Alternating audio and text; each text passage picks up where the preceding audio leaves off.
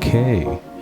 Mic check 1 2 1 2. I am the Y2K collector and I'm back with a new video.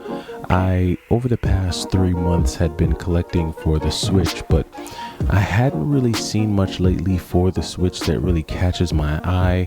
I'm pretty much at this point waiting for a lot of pre-orders to come in. And so, as I've gone through just looking at my collection, seeing what things I want to add, I decided to go back to PlayStation and the PlayStation 2 because there were a few games that I had missed when I was collecting for those systems, and I figured now would be a good time to go back and check them out. So I figured I'd share some of those retro pickups with you today and allow you to see where my head has been at when it comes to collecting. So without wasting any time, without any more waffling or babbling, let's get it started. First game up is Mega Man 8. Now, this is a very common game, very cheap game. You can find this online for about 12 to 15 bucks. But I thought that this was a very cool Mega Man to have, just because graphically, this is a very colorful, very good looking sprite based Mega Man game. And so this was one that I wanted to pick up for the PlayStation, and I went ahead and added that. Next up is Blasto. Now, this Blasto that I got has like this reflective golden cover. It's pretty cool, like kind of 3D pops out at you. But Blasto is not a very popular game. In fact, I think it got some pretty rough reviews. I think it's known for being a very difficult game, but from the looks, from the style of the game, it looks like an adventure, type of game. This is my type of game. So difficult or not, I felt like this was one that I wanted to add to my PlayStation collection, and so I went ahead and added it there. Blasto, pretty cool one.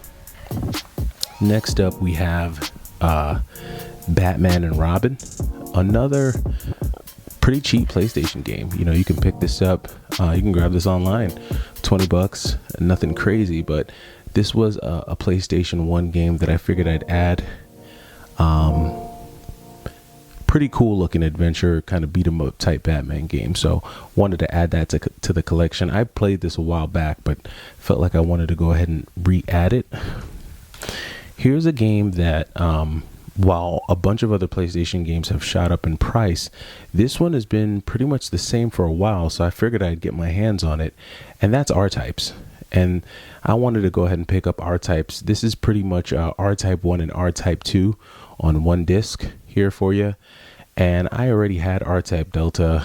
I got the R-Types for the PlayStation, got R-Type Final on PlayStation 2, R-Type Final 2 on the Switch. So I figured that, I don't have this in the collection. I love me a good shmup, and R-Types just felt like it belonged in the family. So R-Types, pick up. And then this was kind of like a little quirky PlayStation game. And I feel like I have a lot of, quirky games on my PlayStation. But this is Punky Skunk.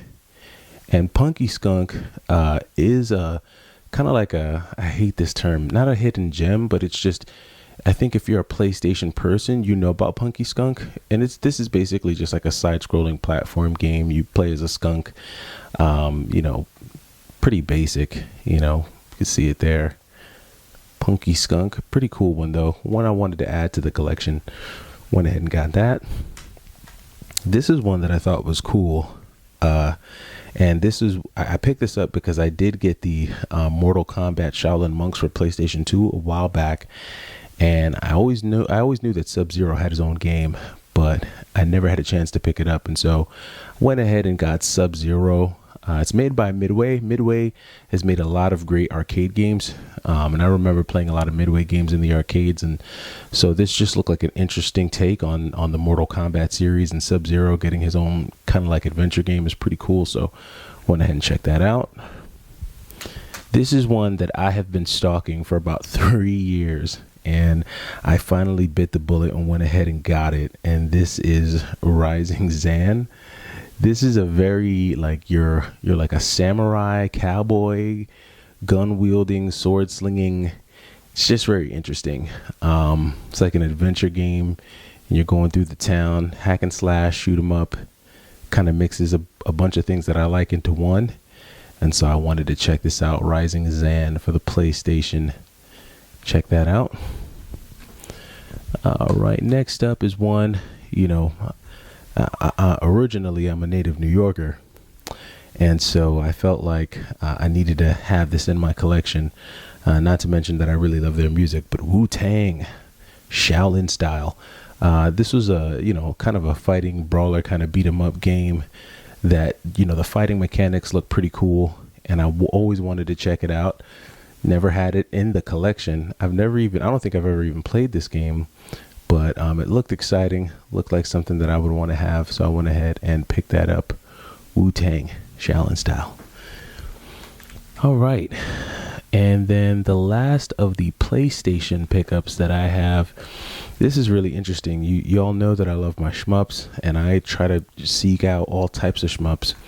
And I was able to get my hands on a copy of Viewpoint. And this is a long box PlayStation game. It's a long box isometric shmup game. It's very interesting, different take on a shmup. But this is an extremely clean copy. I mean, I don't even know if it's ever been played. Hold on, it's got a little dust there. But yeah, look, I mean, I don't even know if this ever been played, but saw it, had to snag it up. I was happy with it. It's a great find. All right.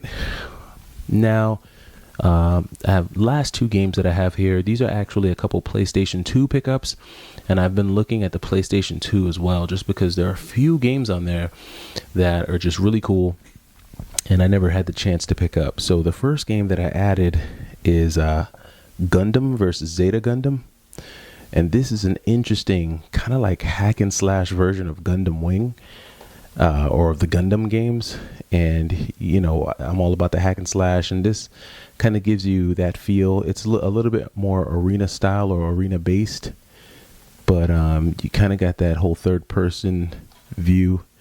And this was one that I wanted to grab for the PlayStation 2. So Gundam, Zeta Gundam.